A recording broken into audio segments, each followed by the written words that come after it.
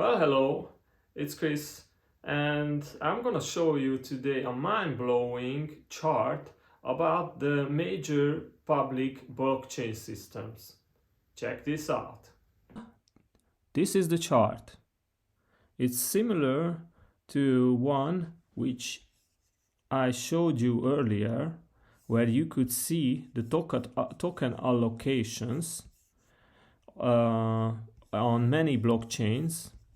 And you could see on this chart the public sales, the community allocation, which the public sale is what transparent, ethical, and this is how it should be. Like the public gets a date when a coin comes on the market, and the public can buy it. But there are community allocations, which you can see here, or insiders, which is seen with red. And the founders and more, like governance grant pools or governed grants pools and such extra benefits for those who've been the founders. And I showed you this in an earlier video, and in case in this group you don't see Ravencoin, but Ravencoin is totally blue, which means that just the public was that the blockchain was sold just on the market for the public, and there was no tricks or special VC interests and special advantages to people, to special groups who started the blockchain system. So you see this chart from 2021 May, about a year ago, that the picture doesn't look good if you if you watch all of the blockchain systems. But this new chart was created by a community member of the Ravencoin blockchain, Vitalik, and Tron Black was making this post. I really like Twitter, and I hope that this community on Twitter is going to grow. This is why I showed you even where the origin is of this tweet or of this chart. And on this chart, which is new, you can see the insider and founders allocation percentage on the left side. So here 100% founder or insider allocation would be here, and this is where zero allocation is, like in the case of Bitcoin. And on the horizontal line you see the main launch date, the mainnet launch date. The first blockchain system was the Bitcoin blockchain, and then it came Ethereum, but you see that there would been over 20% or around 20% insider and founder allocation, which means that these people who own this much of the 100%, they can strongly influence the price and different other aspects of this blockchain as well, which is not good. And I don't like the picture. I actually hate this chart on one side, but on the other side I love it, because you see that there is just one blockchain which was launched so fairly and so clean as the Bitcoin blockchain. And this is the Ravencoin blockchain. There was no insider sales or VCs who at the start made their own little money and on the start, or tricks with the foundation allocation. There was nothing in case of Ravencoin. It was so clear and ethical start as the Bitcoin system. But then, I mean, yeah, you see Ethereum is here. It has over 20% or around 20% ownership who are insiders and people who who took advantage of the start of this blockchain system, which gives a direction actually where the blockchain is headed. I mean, what can you expect from that if people are cheating you at the start? Actually, from my point of view, I think that I would not be happy to be part of something where some plays I mean, it's like going in the grocery store and the owner brings him and his family and their friends in the grocery store, and they say, okay, we won't fill this grocery store anymore, but you can take whatever you want.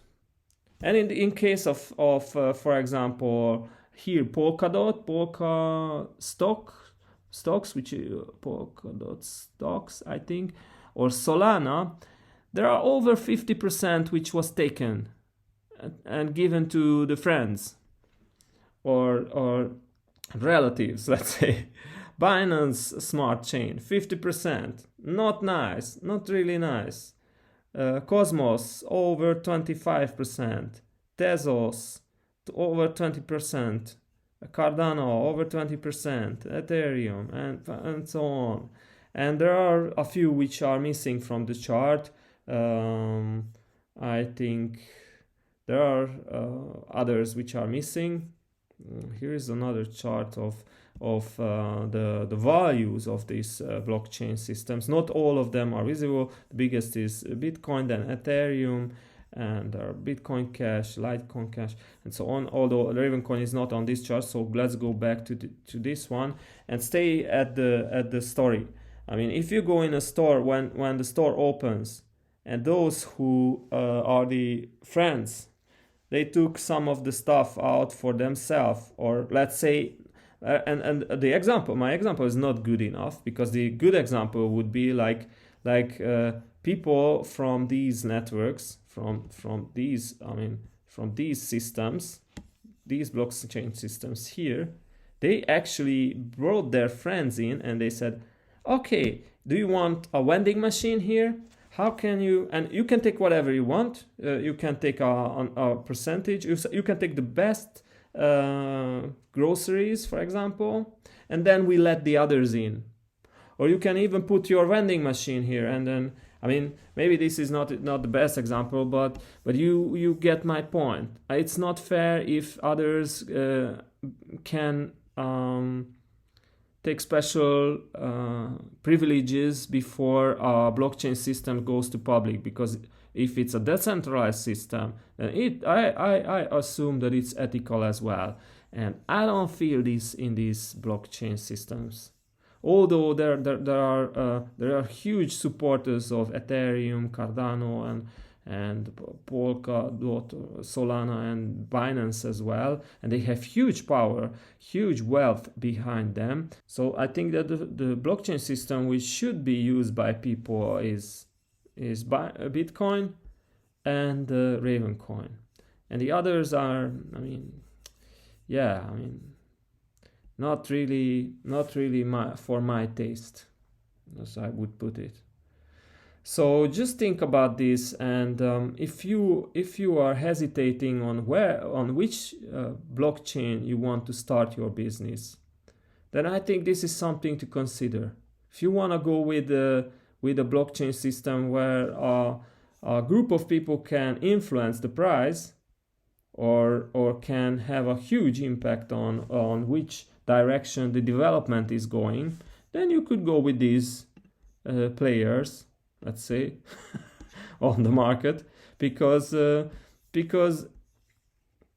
this is not a community-driven thing. It is a centralized authority who decides what to do.